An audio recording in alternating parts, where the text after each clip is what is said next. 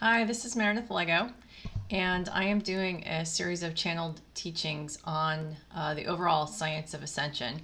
And most of the content I get through channeling, which is basically connecting energetically with different sort of energy or beings who, let's say, have ascended from this dimensional plane that we're in and this density. And in this particular case, I'm working with an ascended master called Hilarion.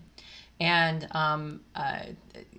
through the past sort of video series that I've done so far, I'm building up content that he basically gave to me over time, starting off from understanding the quantum field or the source field and how that really becomes sort of the base foundation for us to be able to both manifest the environment that we experience, use those experiences to understand really as a reflection of what we're feeling inside that becomes mirrored back to us through almost like a holographic virtual reality that we kind of are existing in.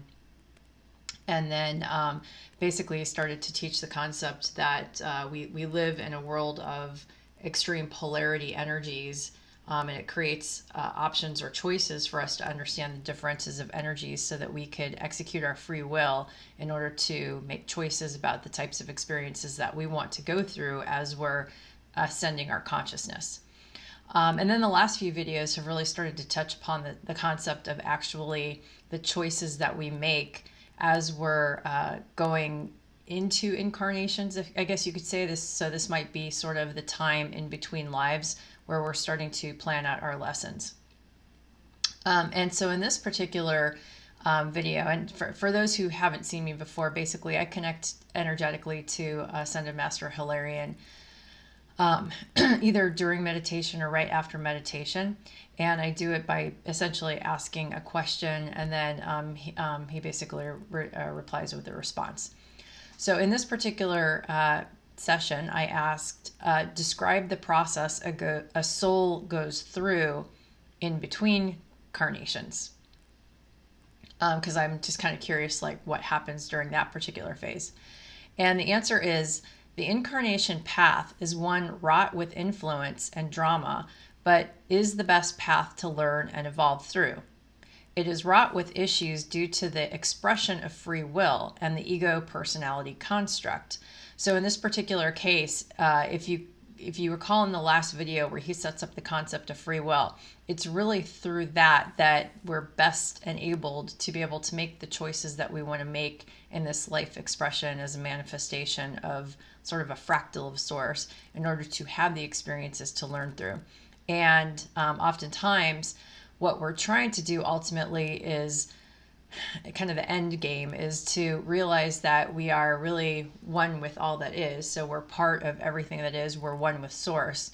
And that at the end of the day, we want to essentially become more connected with our higher self through that process. But there's always this sort of tension between the ego personality that we know ourselves mostly as, and the higher self and the will of the higher self. So that's where he's saying that it's wrought with issues due to the expression of free will and the ego personality construct. He goes on to say that the soul is allowed to consider the nature of life, and I'm assuming that this would be in between incarnations. Lessons are learned or experienced in a live setting class under the advisement of a sage guide. So once again, he makes reference to the fact that we're in a quote unquote live class, although it's considered to be an illusion, and it's a class in the sense that we're in a somewhat of a learning lab here. The soul's first step is to reflect on the life just lived. This is done with much introspection in the Hall of Mirrors and in the Akashic Library. Sorry. A book of life is presented to the soul to see all possible experiences from the last life. All scenarios of what could have been and what others perceived. This can be very rewarding, very eye-opening, and very painful for the soul. So I guess in this particular experience, and he doesn't mention it here, but he has mentioned it in other scenarios. When you are in the situation where you've just lived your life and you're starting to see what happened in the last life, you're looking at it in what's called the Hall of Mirrors and the Akashic Record. And not only are you seeing sort of visuals of what played out, but it's my understanding based upon other channels, sessions that he's done with me, that you're basically being able to see your life through the experience of not just your own eyes or feelings, but also the eyes and feelings and perceptions of others who you might have interacted with. So that's where you really start to understand the true feelings and perceptions that you might have been creating within others. So that could be why he's saying that it could be very painful. And obviously, if you had sort of a tough life, I'm sure that would be painful as well. But I'm sure it's very eye-opening when you're starting to see your life through the eyes of another. Sometimes the soul can also reflect on other lives, I'm assuming like other past lives, in order to remember and also see the overall learning progress and any remaining gaps in the learning plan.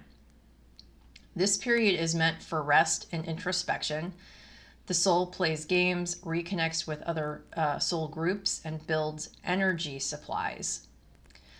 At the appropriate time, the soul begins the process of preparing and planning for the next incarnation experience to learn the next lessons or repeat lessons that have yet to be fully mastered. Much consideration is given to circumstances, lifestyle, parents, location, planet, energy, and hardships. All possibilities are endless, including the era for learning. For you see, sometimes taking an incarnational life, going back in time from your linear perspective, offers the best training ground for a soul to ascend. The decision is made and approved by a council. So before I go on with that, I think this is pretty key here. So what he's saying basically is that we're making decisions about what we're going to experience in the next life, likely sort of the big things like, what your kind of parents are going to be like, what DNA that they're holding, what sort of energies they might be holding within their DNA. We kind of know scientifically now that essentially you can be in a situation of carrying over traits from your parents. And let's say like alcoholism, for example, can pass on because it's sort of in the DNA. So you're making a decision to sort of step into that reality. You're making a decision about where you're going to be, what planet you're going to be on. So let's say if you're choosing planet Earth, you kind of know which region of planet Earth.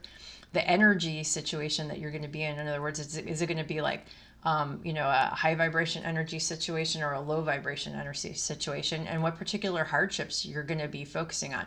And hardships are really the sources by which we challenge ourselves, that our souls challenge ourselves for us to learn through. Because if everything was hunky-dory, we wouldn't grow and evolve as a being.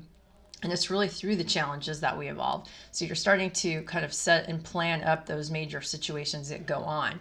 And that's why it's so important to understand, and it was a huge wake-up call for me when I came to this understanding, that we are really never a victim to our circumstance.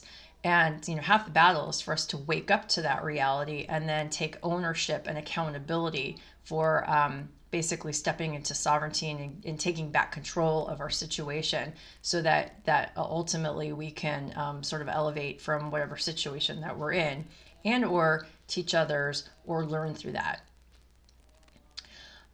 What's also interesting is that essentially when we're kind of stepping back into the incarnational hologram, I guess you could call it, or the back into sort of a third density reality that we know of as Earth, we have the ability to sort of go back in time, which is pretty interesting.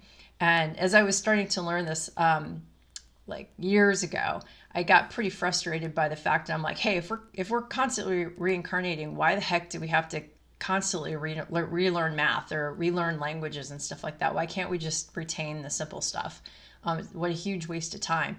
But in essence, it's somewhat masterful in the sense that the most important things that you keep with you are the basic sort of values of consciousness over time, and learning from, you know, what ultimately helps to create a higher vibrational experience and more efficiency in sort of how you move through life is probably more important than the particular math or algebra that you learned in the last life. Because the reality is you could be going to a location that doesn't use the same language and might be farther back in time or farther forward in time, and would have very different science and different sort of laws under which you might be growing up in. So sorry, that makes perfect sense.